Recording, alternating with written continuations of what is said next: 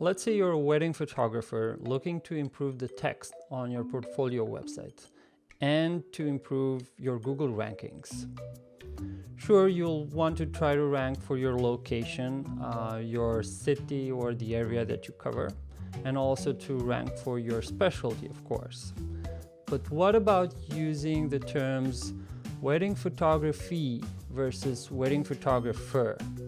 And this kind of applies to any other specialty out there. Is it the same to Google? Should you try to prioritize one over the other? Let's find out.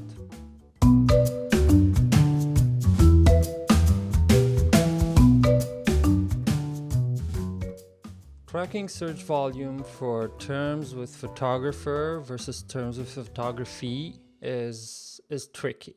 It's just based on estimates. Our best bet is to look in Google's keyword planner that's part of Google Ads.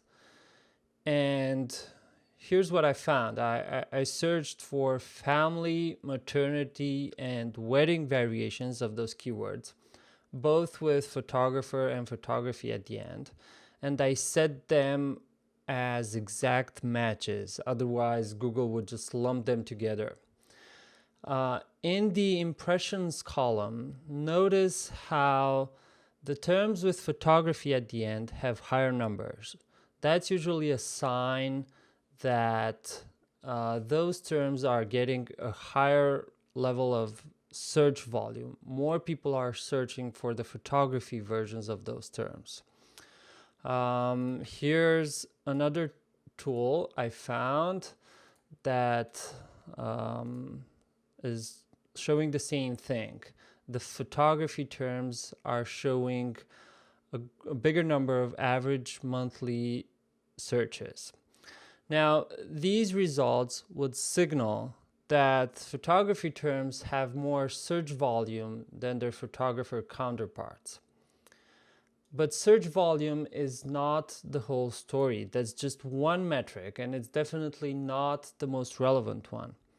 It all comes down to who is doing the search and implicitly what their intentions are. In the first scenario with XYZ photography, I can imagine a lot of people simply looking for images on a particular topic. Maybe that's for putting together a slide deck or a presentation, or for a research project, or simply out of curiosity. Many people use Google Images for inspiration. Whereas the photographer queries are likely coming from people actually interested in hiring photographers, or at least doing some type of research about them. Searchers are not looking for the images, they're looking for a photographer that shoots those types of images. Now, at this stage, let's do a quick analysis of what happens between search volume and you actually getting more money, because that's the end goal, right? There are two main steps in that process, two intermediary steps. Number one, out of all the people doing a Google search, the actual searchers, how many of them are actually clicking on your domain and reaching your website, thus becoming visitors? That's called a click-through rate, and it can be measured in Google's Search Console. And the second step would be, out of all those people visiting your website, the visitors, how many of them are actually contacting you or purchasing something from you, thus becoming the buyers? That's called the conversion rate, and it can be measured in Google Analytics. And this conversion rate is obviously tightly connected to the bounce rate, to the inverse of the bounce rate, because people that don't resonate with your website and then bounce, they leave your website, they are obviously not converting. And this last part with people taking action on your website can actually be broken down even further, because Maybe they're not buying something from you directly. They're just doing an inquiry, leaving you a contact message. And out of those people, not all of them will actually hire you. It comes down to how you communicate with them and whether you're a good fit to be able to help them. But now, for simplicity, let's just talk about the click-through rate and the conversion rate. Your income at the end of the day is determined by a simple equation. It's search volume multiplied by the click-through rate multiplied by the conversion rate. That's what gets you the end results. Looking at this, I would say that the photography terms, which sound a bit more general, they have higher search volume, apparently. The click-through rate is probably similar, and the conversion rate is probably lower. Whereas the photographer terms have lower search volume, maybe the click-through rate is similar, but the conversion rate is higher. So you can see now how it becomes just a numbers game. If 800 people are searching for photography terms, multiplied by a 2% click-through rate, so 2% of those people are actually reaching your website, multiplied by a 0.25% conversion rate, that gets you to 2 leads in that time period. So 2 people interested contacting you for work.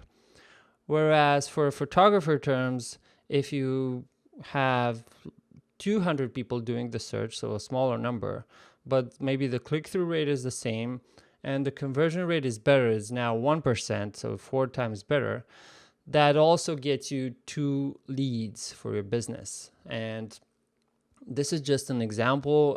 Your numbers may vary. It all depends on how well you're doing on-site SEO, how your content is signaling to Google what your site is all about.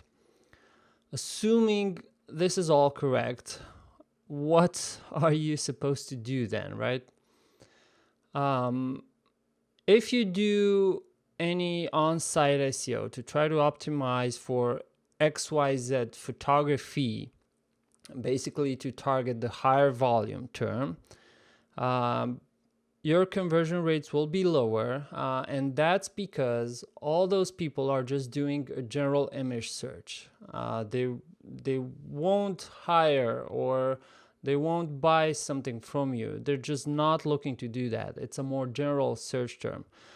Whereas trying to target XYZ photographer will get you a lower volume but a higher conversion rate. Of course, this is assuming your images are high quality and your website is great. So the decision ultimately comes down to your goals. If you're selling services, which means you're selling your own time, then go for photographer. If you're selling images directly, like selling stock images or prints that people can download directly on your website, then go for the photography terms.